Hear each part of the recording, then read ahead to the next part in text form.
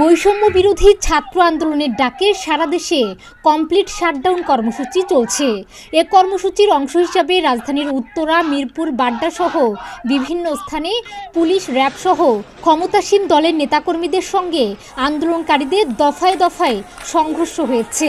এসব সংঘর্ষে উত্তরায় 4 জন, বাড্ডায় 1 জন, ধানমন্ডিতে 1 জন, সাভারে 1 জন সহ দেশের বিভিন্ন স্থান থেকে অন্তত 9 জনের মৃত্যুর খবর পাওয়া গেছে। এর আগে বুধবার শনির আখড়ায় 1 যুবক নিহত হন। এ নিয়ে চলমান কোটা আন্দোলনে 16 জনের মৃত্যু হলো।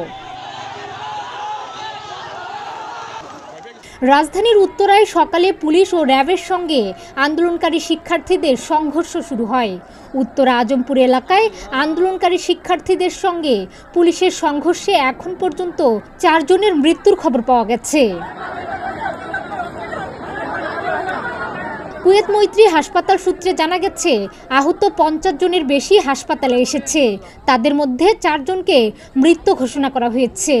উত্তরা আধুনিক মেডিকেল কলেজ হাসপাতাল সূত্রে জানা গেছে, উত্তরায় সংঘর্ষের পর প্রায় 500 জন সেখানে চিকিৎসা নিয়েছেন। কোটা সংস্কার আন্দোলনকারীদের সর্বাত্মক অবরোধ কর্মসূচিতে সংহতি জানিয়ে বৃহস্পতিবার সকালে মেরুল বাড্ডা এলাকায় ব্রাক বিশ্ববিদ্যালয়ের শিক্ষার্থীরা সড়ক অবরোধ করতে গেলে পুলিশের সঙ্গে সংঘর্ষ শুরু হয়। পরে পাশের ইস্ট ওয়েস্ট বিশ্ববিদ্যালয় সহ কয়েকটি শিক্ষা প্রতিষ্ঠানের শিক্ষার্থীরা তাতে যোগ দেন। দুই পক্ষের মধ্যে পাল্টাপাল্টি ধাওয়া ও ইটপাটকেল নিক্ষেপ চলতে থাকে। এই সংঘর্ষের মধ্যে পড়ে এক পথচারী নিহত হন। রাজধানীর ধানমন্ডিতে কোটা আন্দোলনকারীদের সঙ্গে পুলিশের সংঘর্ষে ঢাকা রেসিডেন্সিয়াল মডেল কলেজের এক শিক্ষার্থী নিহত হয়েছেন। নিহত ওই শিক্ষার্থীর নাম ফারহানুল ইসলাম ভুইয়া ওরফে ফারহান ফায়াজ।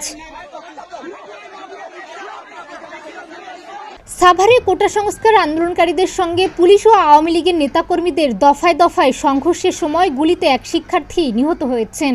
বৃহস্পতিবার দুপুরে সাভার বাস স্ট্যান্ডের মনসুর মার্কেটের সামনে এ ঘটনা ঘটে। আহত অবস্থায় ওই শিক্ষার্থীকে সাভার এনাম মেডিকেল কলেজ হাসপাতালে নিয়ে এলে চিকিৎসক তাকে মৃত ঘোষণা করেন। মাদারীপুরে কোটা সংস্কারের দাবিতে সকাল থেকে আন্দোলনকারী পুলিশ ও ছাত্রলীগের নেতাকর্মীদের সঙ্গে ত্রিমুখী সংঘর্ষের ঘটনা ঘটে। রাবার বুলেট ও টিয়ারশেল নিক্ষেপ করে পুলিশ। ত্রিমুখী সংঘর্ষে গুলিবিদ্ধ সহ উভয় পক্ষের অন্তত 30 জন আহত হয়। এ সময় পুলিশের ধাওয়ায় শকুনি লেকে পড়ে নিখোঁজ হন 2 শিক্ষার্থী।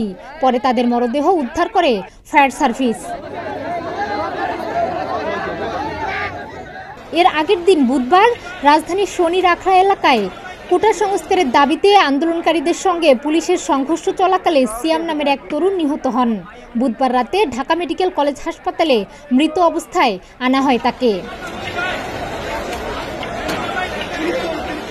এদিকে চলমান কোটা সংস্কার আন্দোলন নিয়ে শিক্ষার্থীদের সঙ্গে বসতে রাজি আছেন বলে জানিয়েছেন আইনমন্ত্রী আনিসুল হক।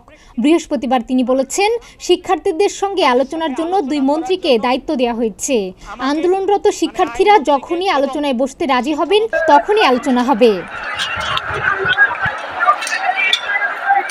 আইনমন্ত্রী আনিসুল হকের এই বক্তব্যের প্রতিক্রিয়া দিয়েছে বৈষম্য বিরোধী ছাত্র আন্দোলন। সংগঠনের অন্যতম সমন্বয়ক হাসনাত আবদুল্লাহ সামাজিক যোগাযোগ মাধ্যম ফেসবুকে এক স্ট্যাটাসে জানিয়েছেন, রক্ত মারিয়ে কোনো সংলাপ নয়। ডেস্ক রিপোর্ট, প্রতিদিনের বাংলাদেশ।